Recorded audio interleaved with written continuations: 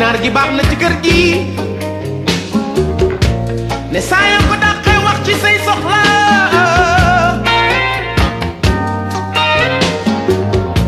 muus mi baax na ci kër gi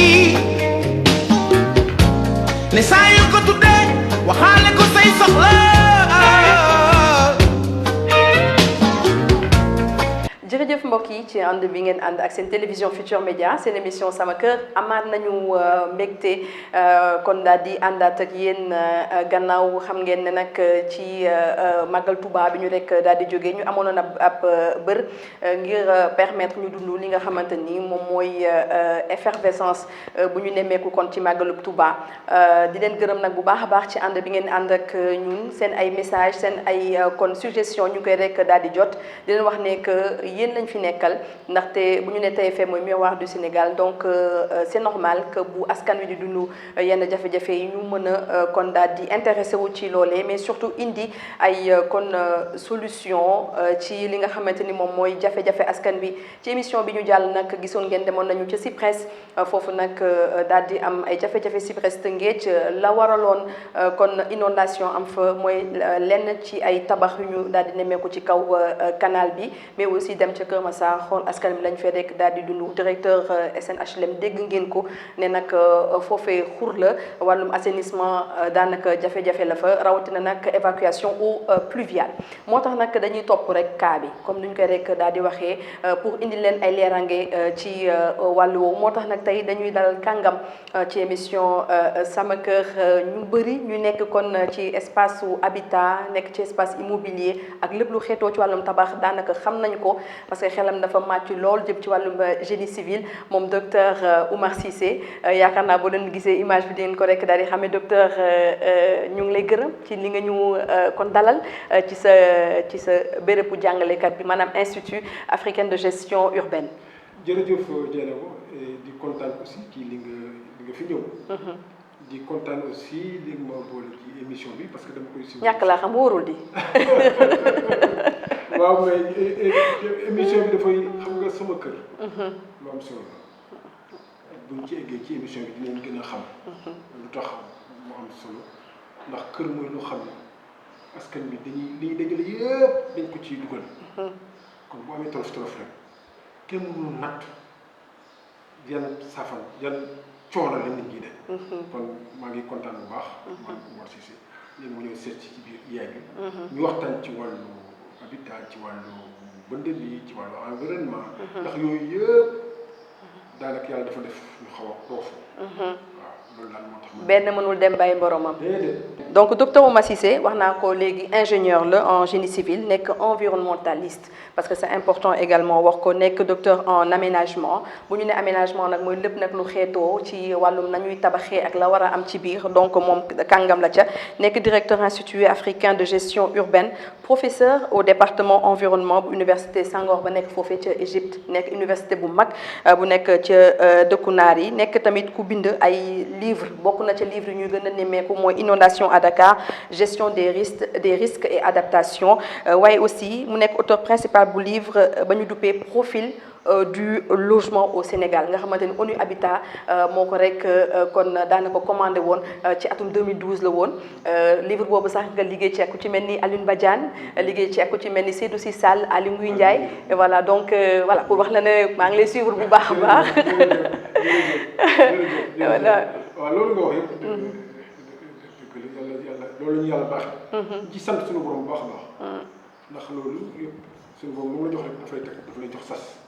dafa am loo war a natt jëm ci askan bi.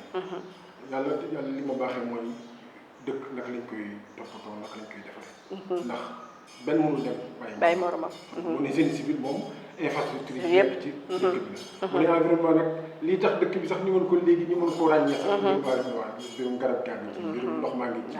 mbirum air baa ngi ci mbirum risque yi jël risque yi mu ngi ci. aménagement nag daanaka ba suñu dëkk yi. benn ci lenn ci li ñu monté mooy aménagement. maanaam aménagement dafa war a jiitu dëkk. aménagement dafay prévision dafay maanaam dañ naan dañuy xam ni dëkk bi dafa riir jëm fii. ñu dogaat ko. wala dëkk amagul ñu ne nii la war a mel nii la war a mel nag dafa fekk ni lu nekk am na fu mu gënee. mooy plan directeur yi ñuy wax. plan bi ngay wax. voilà xam nga ci wala soo da ngay ñuy wax plan mooy. plan waaw. maanaam da ngay def ay pexe yoo xam ne. ëllëg yooyu yëpp bu ñu dajee taw fii xel ki foofu nag la ñu sooxee ndax ñun lenn li ñu xaw a sonal mooy nit ñi seen dañuy dëkk. jiitoo ñuy organiser. maanaam dañuy dëkk ba pare doog a organiser. waaw xam nga wala bu njëkk ba sax daanaka ci réseau yi ñuy defar ñuy woowee réseau unitaire daanañ dem sax boole ñaari xeetu ndox yi pour yóbbu leen wante xam nañ ni xam nga bu ndoxu taw ca normal ba mën na gën a set ndox mu salte mi. kon boo boolee ñaari xeetu ndox yooyu lan lay indi ëllëg fa ngay raxas ndox ma ndax xam nga ndox ca mujjantal ga dañ koy raxas. mën nga ko recycler. dañ koy def recycler waaw très bien. dañ koy traité donc foo ca mujjantal ga da ngay yokk ndox mi nga war a traité moo tax léegi daanaka dañ leen di ku nekk jaar sa béréb. yenn saa nga gis muy taw nit ñi seen bopp ndax ndoxum taw bi jaaxal na lañ ñu ubbi ay dëgër. ndox mi di ci dugg c'est-à-dire que lañ doon bañ sax ñoom it ñu indiwaat ko mën a indi ay jafe-jafe même ci réseau xam nga am nga problème eau pluviale nga yokk ci nag maintenant problème eau usée loolu dafay suñu dëkk yi bu dee ci wàllu ñaari xeetu assainissement bi ma jël bi nga xam ni dañ naan ndox mu salte mi waaw dafa sooxee ndax li tax mu gën a sooxee mën nga jàpp ni am na dëkkuwaay boo xam ni maanaam boo demee tey jii région Dakar am na ci ay gox ci zone Pikine irrégulier sud wala ci feneen fa nga xam ni habitat bi organisé wuñu ko dugal fa ay réseau pour yóbbu ndox mu salte mi day jafe ndax bu dee ay zone yoo xam ni kenn aménagement ba amu fa. maanaam lotissement yee baaxul ak très bien bu amul aménagement bu amul lotissement xam nga dugal fa réseau pour mu yóbbu ndox mu salte mi day jafe. dafa mel ni Grand Médine rek puisque bidonville la. très bien demoon naa fa sax Alioune Badiane ba ñu gis mbedd yi nu mu mel ak nu ñu ko war a restructurer. très bien xam nga li tax yenn saa yi ñuy bëgg ñu naan dañu war a li ñuy restructurer mooy restructurer wu woon. waaw donc bu ñu koy restructurer li ñu ci gën a namm surtout mooy dugal fa ay services dugal fa ay infrastructure bu loolu amul xam nga xeetu ci ndox boo jëlee ci ndox mu salte mi rek am na ñoo xam ni ñi nga xam ne yenn zone yi nga xam ne c'est urbanisé tout ça yenn saa yi gis ñu am réseau yenn saa yi zone yi ñu aménagé lañ te amuñu réseau boobu mooy retard investissement daf ci am mais li gën a doy war mooy ñi nga xam fi nga xam ne fu dëkk yi ci nit yu bëri dañ fa dëkk aménagé wuñu ko amuñu yenn xeetu réseau yi ñoom ñooy ñi utiliser seen i fosse ak yooyu. moo ñi di def fosse septique yi. waaw mais xam nga fosse yooyu kenn bokk na ci assainissement buñ ko defaree defar bi war mais xam nga ku ci nekk yaa ngi koy defar ni nga ko mënee ni nga ko xalaatee warul demee noonu am na ci souvent nga dem gis benn installation boo xam ne moom rek a nekk fenn muy nga dem installation mais mu defar ay système de fosse dem ba ci ñu defar ko defar bu mucc ay ba ca ndox ma fay génn sax ñu yóbbu ko ci muy am genre épuration naturelle par le sol mais loolu day fekk loolu la ñu am ku ci nekk noo mën a defar sa fosse da nga ko koy defaree xam nga ñu ngi wax ni benn sax ci li tax ndox mi gën a bari ci suuf ci ndox mi nekk ci suuf si ca fosse ya baaxul la amee te li mu ci indi sax dafa doy waar am na gëstu yu ko wane ni li mu ci indi sax mooy yenn saa yi ndox mi nekk ci suuf bari nappe phréatique bi. nappe très bien. yàqu gox li koy yàq xam mooy nitrate bi nekk ci yooyu mën na baax parce que bu demee naan ko day jafe moo tax ci bi ñuy wax si xeex assainissement bi bu xeex inondation yi am na ay béréb xam nga zone yi ñuy wax yëpp yu bari zone dañ ñaan am na foo xam ne fii napp yi day affleuré mais bu fekkee napp yaa ngi affleuré te benn xeetu ndox mi. moo fa infiltré.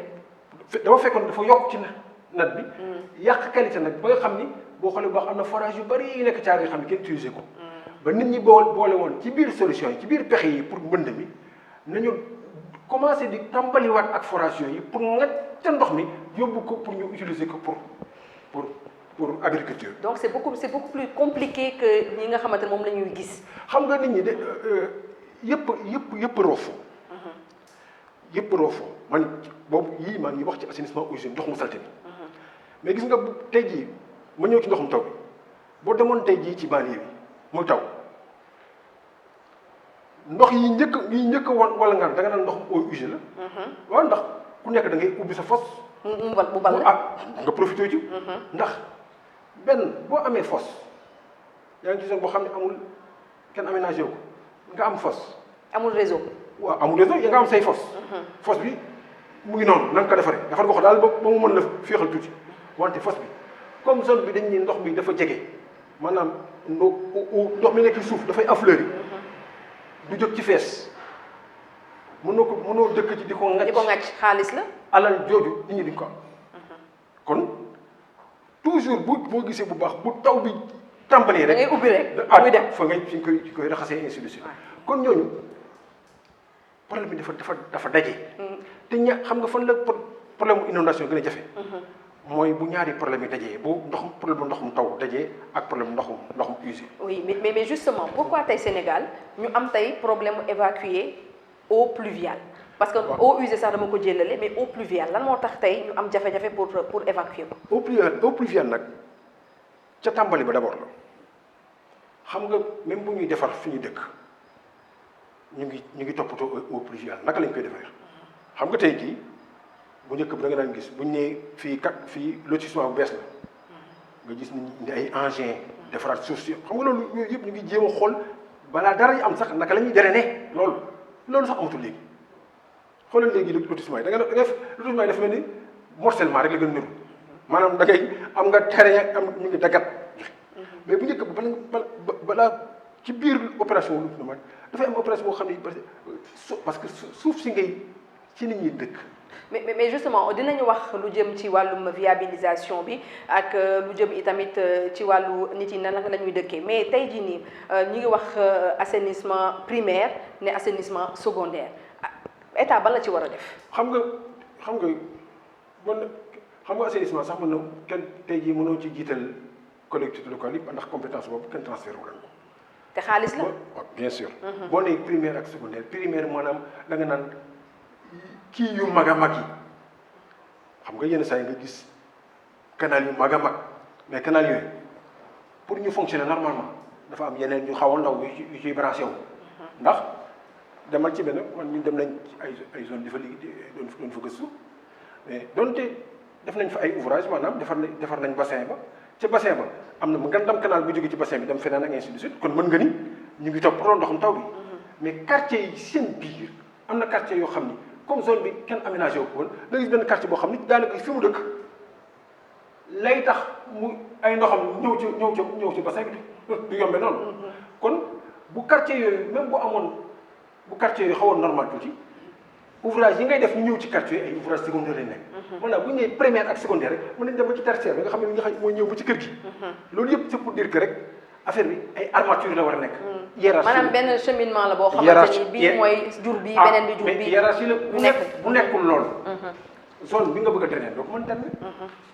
parce que man su ma jëlee canal bu ndaw bu xaw a ndaw bu indi lii ñu dajee ci canal bu mag bi moom mooy mën a yóbbu lu mag yi mais bu fekkee ni dañ koy yóbbu ba da nga gis nga fépp fu zone bi ñuy traîner dañuy jóge ba ci kër ga dara waru ko mën a gàllankoor ba mu dem ba ci ouvrage principal mais bu njëkk dañ daan def am na ci yenn quartier yoo xam ni booy gis bu ñuy traité sol bi avant nit ñi daan dëkk mais dañ koy traité am na yenn saa yi nga drainer sol nga évacuer ndoxum taw bi te soxla woo canal xam nga yenn saa yi nga jël benn. mooy évacuation naturelle. waaw mais xam nga mais loolu. environnementaliste yi ñoo koy xam.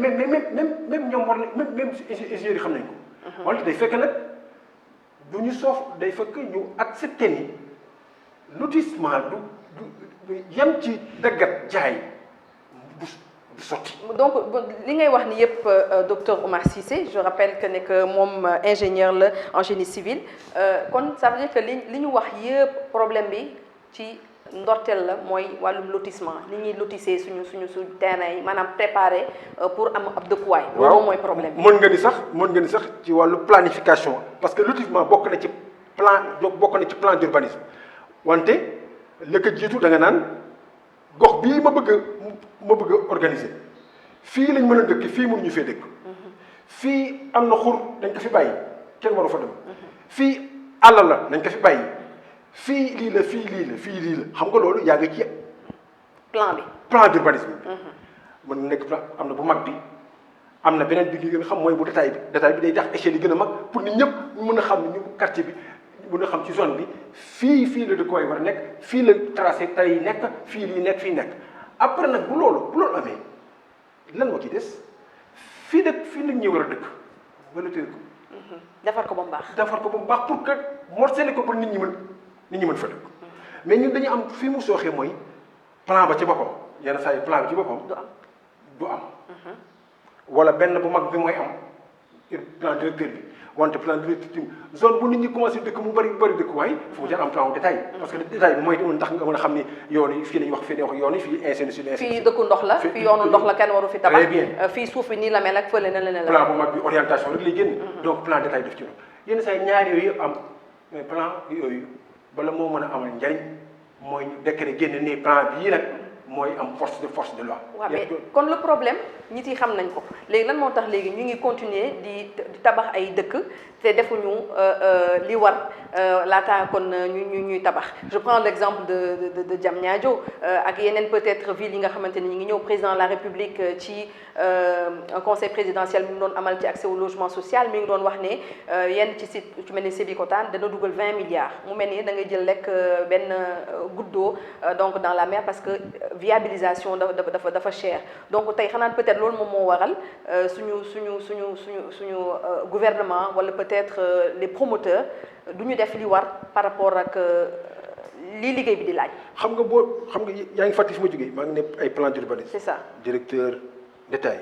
ne lotissement après ñu commencé dëkkaay bi war ñu teg fa ay infrastructure di ko gérer lu ci ne am na comme fu mu war. gis nga léegi boo ci sànq ne nga Kër Massar. mais xam nga. dafa xew doy na waar. xam nga dafa normal loolu. xam nga boobu am na ñaari yu jaaxal nit ñi benn bi mooy pourtant am na zone bu Kër Massar boo xam saa été loti donc pouvoir public ñoo ko loti joxe ko mais sous-estimer que fi xur bi nekkoon.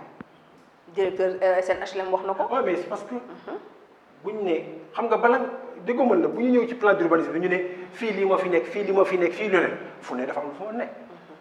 dafa am lu fa gën a yomb ne kooku ci plan directeur moo ñu koy wax ak plan d'urbanisme détail bi ñu ne kon bokk xam nga tey yenn saa yi ñu wane ay image ci Kër Massar di xoolal rek fi ñu doon wane ma ne am na foo xam ni da nga naan mbete lakk.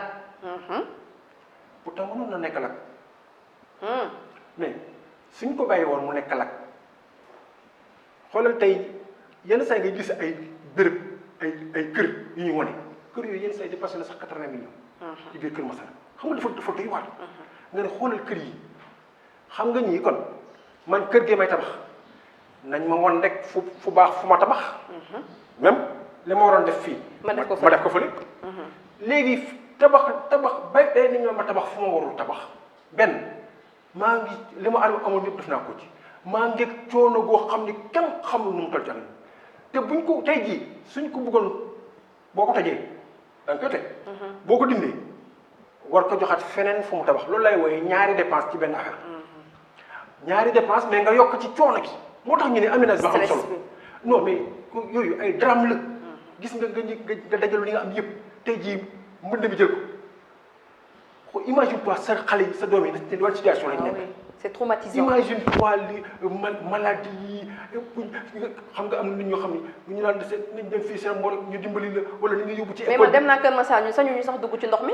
très bien sañ dem nañ fa di. te pourtant am na ñoo xam ni lañ fa def ci alal moo tax duñ fa mën a jógee noonu. ah oui kon dama ni moo tax ñu ne aménagement prévision anticipation dañ ko du gis nga ñàkk ko sàgg boo ko sàgganewul la loo waroon dépenser benn di nga ci dépenser ñaar. mais surtout indi ay loraange yu bare su moo tax bu ñuy wax problème ndox ma ne amul problème ndox amul problème lan problème aménagement la ñu am aménagement jàppal dugal ci plan yëpp bu ci nekk li mu war a def. directeur bu mag wala schéma directeur régional bi. plan directeur nga xam ni ak plan détail bi balaa ngaa wax nag plan de lotissement. mais léegi yenn saa yi da ngay gis bërëb yoo xam ni. lotissement bi sax mooy ëpp doole te lotissement bi kenn du ko def ni mu war a defee yeneen biñ ci rax mooy yenn saa yi lotissement bi ñoom bu ñu demee pour ñu approuver plan lotissement bi am na sax yenn saa yi dañuy présenter benn plan ne ñoom fii dañ fi def jardin fii dañ fi def te duñ ko respecté mais kan moo koy toppatoo ñun li ñu néewal ci wàllu dëkkuwaay gis nga jéena ma quartier bu baax moo gën ko bu baax xam nga Sénégal dañu war a d'accord ci léegi kër gu baax quartier bu baax ak gën quartier bu baax loo fa def mu def mu normal. mais dañuy jël exemple kër góor gi. kër góor gi nga xamante ni fii nii daanaka terrain rek ay millions yu bari nga koy jëndi. te boo xoolee par exemple dëgg nu mu mel tali toj na am nañ problème mu évacuation système mu ndox mais nag boo duggee ci biir kër góor gi nga ne nga bàyyi àddina lu waral loolu. mais xam nga loolu dafa doon. waa kër góor gi nañ ma baal rek. non loolu dafa yenoon sax maanaam. xam nga fii mën nga ni organiser nañ ko. waaw wante yenn say béréb mën nañ ko lotir am ay kër yu mucc ayib yu fa nekk mais infrastructure yi fa war kenn defu ci benn.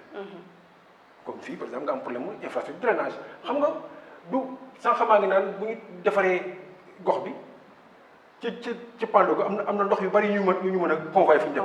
wante de toujours yenn saa yi dafay laaj nga jël yenn ouvrage yi dugal ko fa pour que aussi mu yóbbu ndox mi mais mënoo dugal lu ni mel ci alal ci gox te base bi moo tax quartier bu baax mooy lan gox bu baax mooy lan gox bu baax mooy gox bi bala fa nit ñi dëkk état bi jiitu leen fa fu nit ñi warul dëkk ñu góorgóorlu ba kenn bañ fa dëkk ndax buñ fa dëkkee seen coono la wala suñu coono la ñun askan bi coono la état bi ndax ñoom dinañ jël seen alal ka ñu amoon def fa ñun ñu dindi loolu après utalaat leen fenn muy ñaari dépenses yoo xam ne dara mënu ko justifier. donc benn quartier bu ñu war donc quartier bu baax mooy dañ naan def nañ plan directeur bu toll nii. def nañ plan détaillé. def ay plan détaillé ñëw def bu plan détaillé pare décret yi génn ñu ne fii te nag bu ñuy def plan yi nañu góorgóorlu ba askan bi xam ci dara xam nga lu tax. communication bi contrôle citoyen daf ci am solo.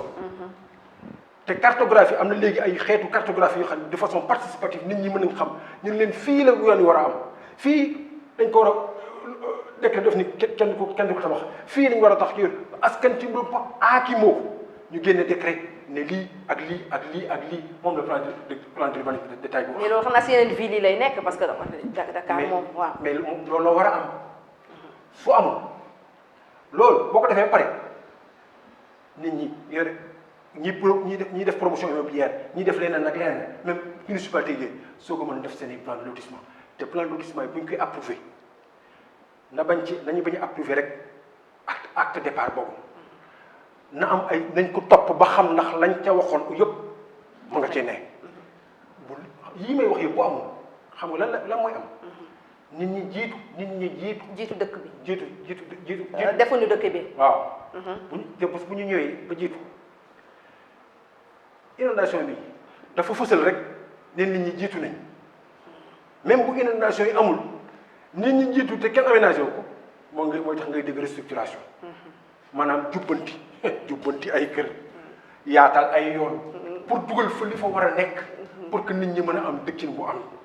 je rappelle juste que nekk am na benn kon programme bi ñuy woowee zéro bidonville ñi ci rek doon liggéey waa ONU Habitat je pense Grand Médine ci la bokk ak yeneen dem ci benn diir dootuñu amati bidonville fii ci suñu réew. danañ fa sax peut-être dellu pour xool fan la ñu rek daal di toll ci liggéey bi di fàttali ni ñu ngi ak docteur Oumar Cissé ingénieur en génie civil moom mooy directeur Institut africain de gestion urbaine nekk aussi professeur département environnement bu université Senghor bu nekk ci Égypte bind na ay livres yu bëri jëmee ko ci wàllum inondation mais aussi ci wàllum profil du logement mais docteur sànq ñu ngi wax lu jëm ci naka la dëkk war a sanc naka la ñu war a sancee ab dëkk peut-être ci ville yi nga xamante ni ñu ngi koy rek daal di tabax parce que xam nga ne dañoo am programme 100 000 logements am nañ aussi ay pôles yu ñu war a tabax à l'avenir peut-être il faut que ñu daal di jiital lool pour mën a éviter problème yi ñuy dund tey. waaw te buñ koy éviter fu ñu daal jiital loolu te dañuy def attention. par exemple xam nga tey jii ñëpp xam nañ ni ci gox bu bari ci pôle urbain Diamniadio suuf si am na lu mu gën a nangu ko. argileux, c'est un sol argileux. am na lu mu gën a nangu ko logement.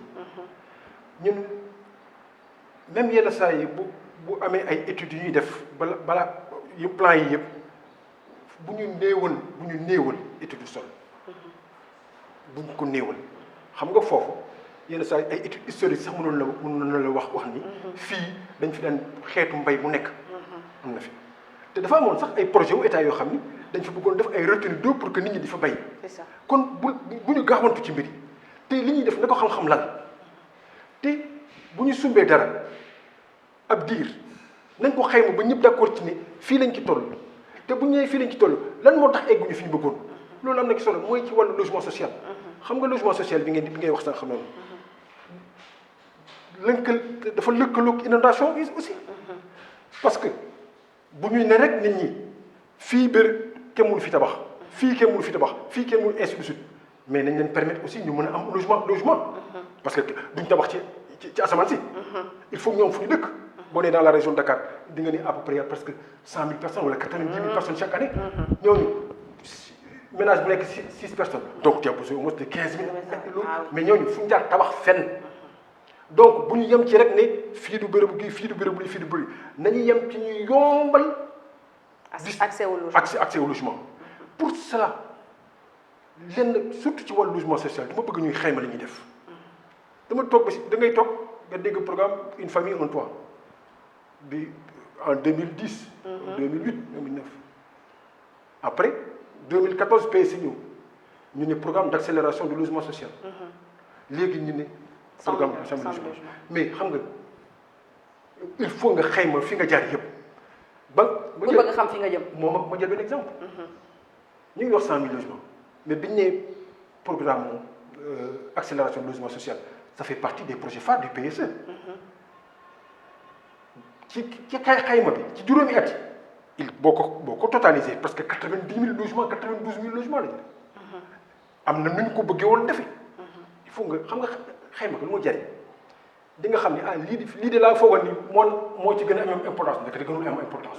lii de laa fàtte woon ci lii ma yokk ko ci. te boo koy xayma da nga koy boole ak ñi ci am xam-xam yëpp ak experts yeeg ñi koy dund ak ñeneen ñu d'accord ci ne lii lañ defoon egguñu fa. maanaam générosité dans l'élaboration des programmes. mais soo ko deful ay profession def ay déclaration d'intention rek lay nekk. parce que tey kon da nga jàpp ne que voilà. gisaguma lu ma mën a convaincre ni. d'accord doxalin bi soppeeku.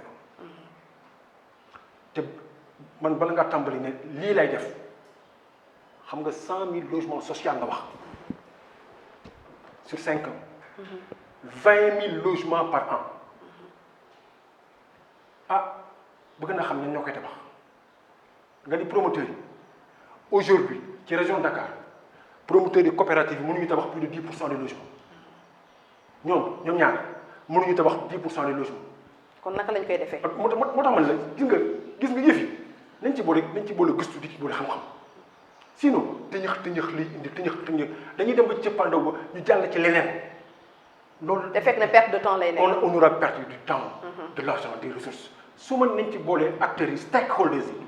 waxuma borom xam-xam rek de mais professionnels yi ñi ciy liggéey ñi nga xam nañ ci foncier bi dara population yi acteurs ainsi de suite parce que question logement c'est très complexe. dafa bari ay paramètres yu ci laxasu gis nga tey jii. buñ ci wéyee nii de sama genre du ñu am kër. waaw mais sama genre du ñu am kër parce que chaque jour day gën a cher location cher na vraiment pour nga am rek location bu nga xamante ne bu baax la si yow wala loo xamante di ko mën a fay par weer dafa nekk la croix et la bannière vraiment askan wi sonn nañu. mais gis nga ku mënul am ci kër yi ñu war a am lan ngay uti. kër boo tolloon rek. waaw. foo ko mënti am baax na parce que nit ñi fu ñu jël dugal seen famille. moo tax ma bañ ñu suufanteel programme yooyu ñuy wax. may bañ ñuy gaawantu dugg ci dara dugg kenn du ko xayma bi war. bu ñu nee programme 100 000 logements ñu ne dañuy subventionné à côté de 50%. 100 000 logements moom bu dee 5 millions ngay subventionné parce que 500 milliards de francs CFA. ñoom bu ñu nee le foncier qu'il faut à ça bu ñu ko bëggee aménager si 300 et 360 milliards. on est dans un programme qui fait au moins 880 milliards. c'est un immense programme. loolu tey jii. da nga ko waroon jox da nga kuréel gi koy tabax du doon yëfu coomo. gis nga ma ni leen même bailleur de fonds yi bu ñu jàppale ci dara tel programme avant ñu koy def dañuy def sax ay études préparatoires parce que lépp wóorul la am na loo xam ne da nga ko jox rek mais am na yoo xam ne da nga ko war a xayma par exemple nga ni promoteur ñu def benn ñu analyser ndax promoteurs yi mën nañ def loolu nga ni la question du secteur informel par exemple nga ni ci programme bi am na xam nga inscription bi am na succès ñu ngi may wax ni ma war na plus de 200 000 inscriptions. dëgg la. donc ça veut dire que le problème est là. 2000 et quelques nit amuñu kër. jamono ma sax inscrit naa. 200 000 ñooy. waaw d' abord fu xam nga commencé naka ngay traité dossier yooyu. ñu doon traité 200 000 personnes surtout nga ne ci kenn waru ci am salaire boobu 450 000. nag secteur informel bi ci bokk nag nga xam ne ndax am nañu 450 000 wala amuñu 450 000 bu ñu soofantal mbir yi c'est très complexe kon bu ñu jëlul suñu matuwaay yëpp pënd bay bari rek. mais résultat yi day néew. en tout cas loolu lañ leen yéene réussite kon programme 100 000 logements yi moom la ñu yéene ñëpp képp ki nga xamante ne yaa ngi ci biir programme bi te bu yaakaar naa bu sottee ñun ñëpp dinañ ci rek daal di gis ngëneel mais comme li docteur wax ñu ñaan rek lépp daal di tegu ci yoon peut-être émission bi léegi mu jeex docteur Oumar Cissé peut-être ñu ngi doon wax wàllum mbënd ci dëkk yi nga xamante ni peut-être tabaxuñu ko jotaguñu ko tabax mais yi ñu tabax ba pare instant yi nii que mu nekk Dakar que mu nekk yenn gox yi très rapidement te lan mooy solution bi. xam nga comme ñoom sax loolu am na ci état bi kenn commencé na ko. xam nga bi ñu demee inondation bi ñu bu 2005 bu 2009 2012. am na lu ñu dund am na béréb yoo xam ne tey jii dem gis nga. waaw état bi defar benn plan directeur drainage. ci Pikine Guédiawaye yëpp. zone bu nekk am na ñu xam ni. surtout fi gën a am ñaay yi lii mooy infrastructure primaire yi ñu fi mën def am na foo xam ne dañuy def bassin am na foo xam ne dañuy def ay ouvrage structurants yi primaire yu am ndox mi moom wàññeeku na moom inondation yi ci wàllu loolu mais gis nga fi nga xam ne nit ñi dëkkuwaay bi normal la xam nga boo bëggee defar yenn ouvrage yi jënd fa ñenn ñi parce que yenn say doo ko teg ci kaw nit ñi xam nga bëgg naa defar bassin donc fu am ñoo xam ne leen fi jëlee bëgg leen fi nekk loolu logement donc am na mais am na mais ñooñu su ma leen fa jëlee.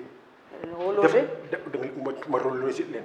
am na ñoo xam ne fa ma même bu ma defee sànq maa ngi lay wax li tax ñu bëgg restructurer yenn saa yi même bu ñëwee zone bi bassin ñu woowee ñun bassin versant maanaam ndox mu taw ci góor boobu yëpp.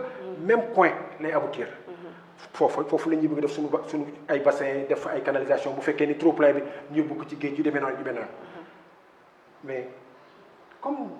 nañ nit ñi ñoo jiitu woon dëkkuwaay dañuy yenn say dëkk sol bi kenn préparé wu ko di nga gis ñoo xam ne même boo defee tey loolu du tax seen ndox génn ndax nit ñi dëkkee rek mën na piéger ndox xam nga mooy tax mooy war nga restructurer ngay defaraat di toj di tabax di jubbanti di ut fooy jaar ak fa dul jaar ba ci yenn saa yi boo paree loolu sax am na ci ñoo xam ne dañuy nekk ci ay xur yu tuuti ci biir foo jaar toxal leen wala nga prévoir ay ouvrage tout à fait donc restructuration dafay même boo inondation am dafay war a am ci gox yooyu ndax nit ñi dëkk nañ ba pare parce que boo ko restructuré doo mën a dugal yenn infrastructure yi doo fa mën xoolal tey jii am na zone yoo xam ne ci ville de Pikine soo bëggoon école doo ko fa mën a am plan yi ma la doon wax sànq. ñoo la naan fii bérébu école la. fii mën na nekk marché. te fekk na léegi ñu ko tabax. mais waaw mais xam nga bu nit ñi dëkkee ba pare. xam nga yow fa ngay dëkk du yooyee prévoir école ba. mënoo ko yow du sa wareef dafa am li la tënk rek moo war a prévoir. tabax école wala tabax marché. même bu fa école nekkul dara nekkul mais en prise mën na fa nekk. kon ñàkk anticipation urbanisme opérationnel bi ñuy dund li muy gàllankoor mbënd mi daf ko fësal mais yu bëree bëri daf koy gàllankoor ba nga xam ne xale yi dañuy mujj def ay kilomètres pour am ñoom fiy jàngee centre de santé kazalika da nga xam ni assainissement bi doo mën a am xeetu assainissement bi nga bëgg da ngay contenté ci benn xeetu assainissement yoon yi baax doo ko am da ngay am ay voies sans issue ainsi de suite maintenant nag bu ci mbënd mi gën a yokku day jéggi dayoo. day jéggi dayo en tout cas c'est important tey émission bu instructive la ñu rek daal di indi par rapport ak li docteur Oumar Cissé doon wax ne am na dëkkuwaay dañ koy rek daal di lotisser c'est obligatoire nga def fa marché c'est obligatoire nga def fa école c'est obligatoire mu am juma wala mu am église et c'est obligatoire également mu am espace donc boo xamante ni dina nekk espace vert boo xamante ni nit yi dinañ fa mën ñëw di fa fiixlu wala xale yi di fa rek daal di foofu c'est important suñu plan de lotissement yenn saa yi dañ koy gis mais buñ demee bay exécuter yooyu yëpp kon duñ ko rek daal di respecter ci yenn ci promoteurs yi donc c'était important de le dire en tout cas docteur di la jaajëfal bu baax a baax benn émission doyul ci li nga yor ci xam-xam ci wàllum tabax ak itamit ci wàllum dëkkuwaay macha allah xam naa dañ koy tàmbali ndax yooyu yëpp dafa roofu gis nga dëkk bu rafet xam nga léegi lan mooy dëkk bu rafet fu am ndox fu am garab fii ku fi am alal génn nga uti ndox ak garab dëkk la wante fii dem nañ ba ndox mi moo ñuy indi gàllankoor kon am na lu xew ma ne ñun ñuy jullit sax ñun ñuy jullit ndax te loolu lañ gëm suñu borom subhanahu wa taala daf ñuy wax ni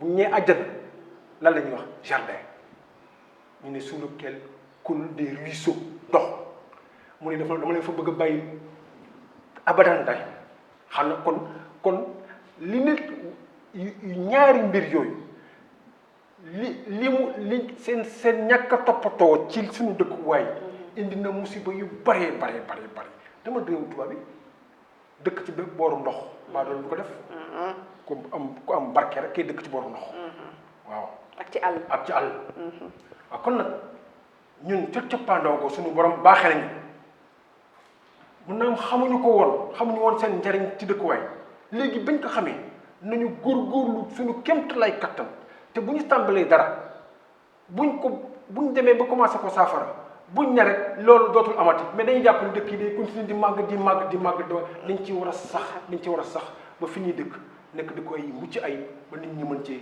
jëlee tawfeex. li nga wax am na solo bu baax a baax docteur Oumar Cissé nee na nag gox bu baax moo gën kër bu baax donc foofu la ñuy yem ci émission tey bi di gërëm bu baax a baax docteur Oumar Cissé ci kon waxtaan bi nga xamante ni sekku na ko ak ñun ma leen di fàttali ne moom bind na ab livre bu nga xamante ni daf ko duppee kon inondation à Dakar des risques et adaptations kon bind na ko mais surtout li nga xamante ni moom mooy profil du logement au Sénégal livre boobu ku ko am lépp luy jëm ci wàllum kër naka la ñuy def kon na ba daal di koy am loolu yëpp tënk na ko loolu ci atum 2012 la ko rek bindoon di gërëm bu baax sama rakk yi ma àndaloon Ibrahima Diallo ak aussi Ousmane di ko gërëm bu baax a baax di leen ne merci pour seen jàppale ak seen générosité ci wàllum liggéey bi di leen jox dig daje incha allah beneen yoon seen émission sama kër ci yeneen i thèmes yu am solo yi leen di jëriñ waaye dañu jëriñ itamit jaa ngeen jëf.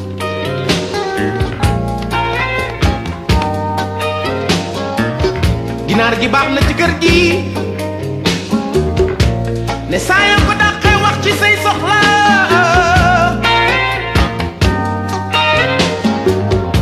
muus mi baax na ci kër gi ne saa